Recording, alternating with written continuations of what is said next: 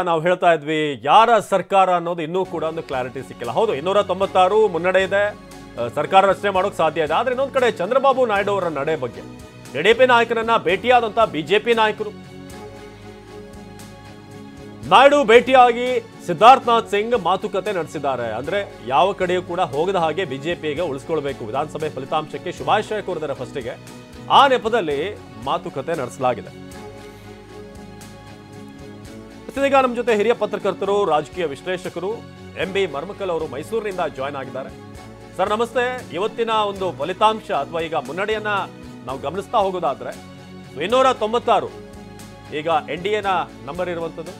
So ಹಾಗೇನೆ ಇನ್ನೊಂದು ಕಡೆ ಏನು INDA ಮೈತ್ರಿಕೂಟದ್ದು 228. ಸೊ ಯಾರಿಗೂ ಕೂಡ ಒಂದು ಅವಕಾಶ ಇದೆ. 296 ಮುನ್ನಡೆ ಇದೆ. ಹೌದು, ಅವರು ಸರ್ಕಾರ ರಚನೆ ಮಾಡಬಹುದು. ಆದರೂ ಕೂಡ ಕೆಲವೊಂದು ನಾಯಕರ ನಡೆ ಮೇಲೆ ಈಗ ನಾವು ಬಹಳ ಫೋಕಸ್ ಮಾಡಬೇಕಾಗುತ್ತೆ. ಏನಂತೀರಿ ರಾಜಕೀಯ ಪರಿಸ್ಥಿತಿ ಈಗಿನ ಒಂದು ಮುನ್ನಡೆಯನ್ನ ನೋಡಿದಂತ ಸಂದರ್ಭದಲ್ಲಿ?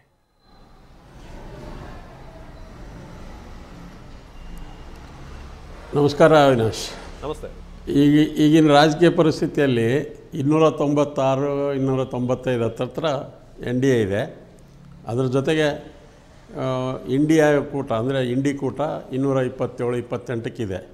ಅವರಿಗೆ ಮೆಜಾರಿಟಿ ಬರಬೇಕು ಅಂದರೆ ಇನ್ನೂ 40 ಸೀಟ್ ಬೇಕು. ಇವರು 272 ದಾಟಿ ಮುಂದೆ ಹೋಗಿದ್ದಾರೆ. ಆಮೇಲೆ ಸಂವಿಧಾನಾತ್ಮಕವಾಗಿ ಯಾರು ಅಧಿಕಾರದಾಗಿರ್ತಾರೆ ಅವರು ಒಂದು ವೇಳೆ ಹೆಚ್ಚಿಗೆ ಸೀಟ್ಗಳನ್ನು ಗೆದ್ದು ಬಂದರೆ ಅಧ್ಯಕ್ಷರು ರಾಷ್ಟ್ರಪತಿಗಳು ಅವರಿಗೆ ಸರ್ಕಾರ ಮಾಡೋಕ್ಕೆ ಕರೀತಾರೆ. ಸೊ ಹೀಗಾಗಿ ಇಲ್ಲಿ ಈ ಚರ್ಚೆ ಆಗ್ತಾಯಿದೆ, ಅವ್ರು ಹೋಗ್ತಾರೇನೋ ಇವ್ರು ಹೋಗ್ತಾರೇನೋ, ನಿತೀಶ್ ಕುಮಾರ್ ಹೋಗ್ಬೋದು, ನಾಯ್ಡು ಹೋಗ್ಬೋದು ಅಂಥೇಳಿ. ನಿತೀಶ್ ಕುಮಾರು ಭಾಳ ಗಟ್ಟಿಯಾಗಿ ನಮಗೆ ಗೊತ್ತಿದ್ದ ಮಟ್ಟಿಗೆ ಭಾಳ ಗಟ್ಟಿಯಾಗಿ ಅವರು ಪ್ರಧಾನಮಂತ್ರಿ ನರೇಂದ್ರ ಮೋದಿ ಜೊತೆಗಿದ್ದಾರೆ. ಯಾಕೆ ಅಂದರೆ ಹಿಂದೆ ಅಸೆಂಬ್ಲಿ ಎಲೆಕ್ಷನ್ದಾಗ ನೀನು ಗಮನಿಸಿರ್ಬೋದು, ಆವಾಗ BJPಯವರು ನಿತೀಶ್ ಕುಮಾರ್ಗೆ ಸ್ವಲ್ಪ ಅಸಡ್ಡೆ ಮನೋಭಾವನೆಯಿಂದ ವರ್ತಿಸಿದ್ರು ಅವ್ರ ಜೊತೆ. ಆವಾಗ ಎಷ್ಟೇ ಅವ್ರನ್ನ 90 ಸೀಟ್ನಿಂದ 43 ಸೀಟಿಗೆ ಬಂದರು ಅವರು ಅಸೆಂಬ್ಲಿ ಒಳಗೆ. ಆವಾಗ ಏನಾಯಿತು ಅಂದರೆ ಪ್ರಧಾನಮಂತ್ರಿಗಳು ಯಾವುದೇ ಕಾರಣಕ್ಕೂ ಅವ್ರಿಗೆ ಕೈ ಬಿಡಲಿಲ್ಲ. ಅವ್ರಿಗೆ ಮುಖ್ಯಮಂತ್ರಿ ಮಾಡಿದರು. BJP ಜಾಸ್ತಿ ಸೀಟ್ ತೊಗೊಂಡ್ರು ಕೂಡ ಅವರಿಗೆ ಎರಡನೇ ಇದಾಗಿ ಅವ್ರ ಜೊತೆ ಇದ್ದರು. ಅದಾದಮೇಲೆ ಮೊನ್ನೆ ನಿತೀಶ್ ಕುಮಾರ್ ಮತ್ತೆ ವಾಪಸ್ NDAಗೆ ಬಂದಾಗ ಒಂದು ಮಾತು ಹೇಳಿದರು ಪತ್ರಿಕಾಗೋಷ್ಠಿಯಲ್ಲಿ, ನಾನು ಇನ್ನೆಂದೂ ಮೋದಿಯವ್ರಿಗೆ ಬಿಟ್ಟು ಹೋಗಲ್ಲ ಅಂಥೇಳಿ ಪರ್ಟಿಕ್ಯುಲರಾಗಿ ಸ್ಪೆಸಿಫಿಕ್ಕಾಗಿ ಹೇಳಿದರು. ಪ್ರಧಾನಮಂತ್ರಿ ಮೋದಿಯವ್ರಿಗೆ ಬಿಟ್ಟು ಹೋಗಲ್ಲ ಅಂಥೇಳಿ. ಸೊ ಅಲ್ಲಿಗೆ ಅವ್ರ ಸಂಬಂಧ ಭಾಳ ಗಟ್ಟಿ ಇದೆ. ನಾವು ವಿಶ್ಲೇಷಣೆ ಮಾಡ್ತಾ ಹೋದರೆ ಏನೂ ಅಲ್ಲಿಂದ ಏನೂ ಬರೋಂಗಿಲ್ಲ. ಆಮೇಲೆ ಯಾವುದೇ ರಾಜಕೀಯ ಪಕ್ಷ ಇರಲಿ, ಇಂಥ ಸಮಯದಾಗೆ ರಿಸ್ಕ್ ತೊಗೊಳಕ್ಕೆ ಹೋಗಲ್ರಿ.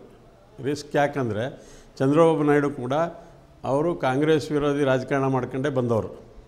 ಸೊ ಈಗ ಇಂಡಿ ಕೂಟಕ್ಕೆ ಹೋಗ್ತಾರೆ ಎಂಬುದು ಅದು ತಪ್ಪು ಕಲ್ಪನೆ. ಚಂದ್ರಬಾಬು ನಾಯ್ಡು ಮತ್ತು ನಿತೀಶ್ ಕುಮಾರ್ ಇಬ್ಬರೂ ಕೂಡ ಭಾಳ ಗಟ್ಟಿಯಾಗಿ NDA ಜೊತೆ ಇರ್ತಾರೆ ಅಂತ ನನ್ನ ಭಾವನೆ. ಯಾಕಂದರೆ ಅವರು ಆರ್ಡಿನರಿ ಲೀಡರ್ಸ್ ಅಲ್ಲ. NDA ಮೈತ್ರಿಕೂಟಕ್ಕೆ ನಿತೀಶ್ ಕುಮಾರ್ ಅವರು ಸಪೋರ್ಟ್ ಮಾಡಿದ್ರೆ PM ಆಗುವಂತ ಚಾನ್ಸಸ್ ಅಂತೂ ಖಂಡಿತ ಇಲ್ಲ.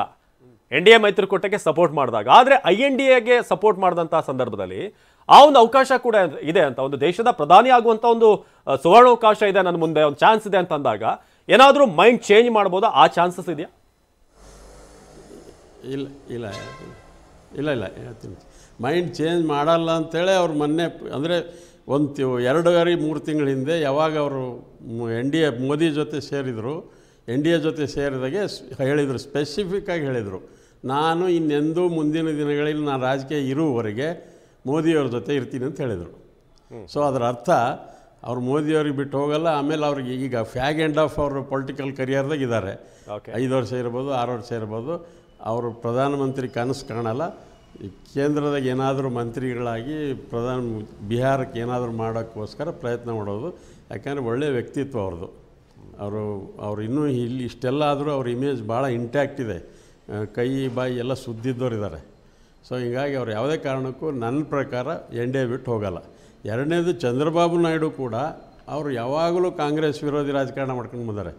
ಕಾಂಗ್ರೆಸ್ದಾಗೆ ಇದ್ದು ಕಾಂಗ್ರೆಸ್ ಬಿಟ್ಟು ಅವ್ರ ಮಾವನ ಜೊತೆ TDPಗೆ ಬಂದು ಮುಖ್ಯಮಂತ್ರಿಯಾಗಿ ಅಲ್ಲಿ YSR ವಿರುದ್ಧನೇ ರಾಜಕೀಯ ಮಾಡಿದ್ದಾರೆ ಯುನೈಟೆಡ್ ಆಂಧ್ರ ಪ್ರದೇಶ ಇದ್ದಾಗ. ಅದಾದಮೇಲೆ ಒಡೆದಾಗೂ ಕೂಡ ಕಾಂಗ್ರೆಸ್ ವಿರೋಧಿ ಮತ್ತು YSR ವಿರೋಧಿ ರಾಜಕೀಯ ಮಾಡ್ಕೊಂಡು ಬಂದರೆ. ಸೊ ಯಾವುದೇ ಕಾರಣಕ್ಕೂ ಆಮೇಲೆ ಸಾಮಾಜಿಕವಾಗಿ ಕೂಡ ಅಲ್ಲಿ ಅವ್ರು ಕಾಂಗ್ರೆಸ್ ಜೊತೆ ಹೋಗೋಕ್ಕಾಗಲ್ಲ. ಓಕೆ ಓಕೆ ನಿಮ್ಗೆ ಅದು ನಾವು ಹೇಳೋಕ್ಕಾಗಲ್ಲ. ಬಟ್ ಸಾಮಾಜಿಕವಾಗಿ ನಾಯ್ಡುನೇ ಒಂದು ಕಡೆ, YSR ಒಂದು ಕಡೆ, ಕಾಂಗ್ರೆಸ್ ಒಂದು ಕಡೆ. ಎಸ್ ಎಸ್ ಧನ್ಯವಾದ ಕಾಂಗ್ರೆಸ್ ಯಾವಾಗಲೂ ಟಿವಿ9 ಜೊತೆ ಮಾತಾಡೋದಕ್ಕೆ ಥ್ಯಾಂಕ್ ಯು ಸೋ ಮಚ್.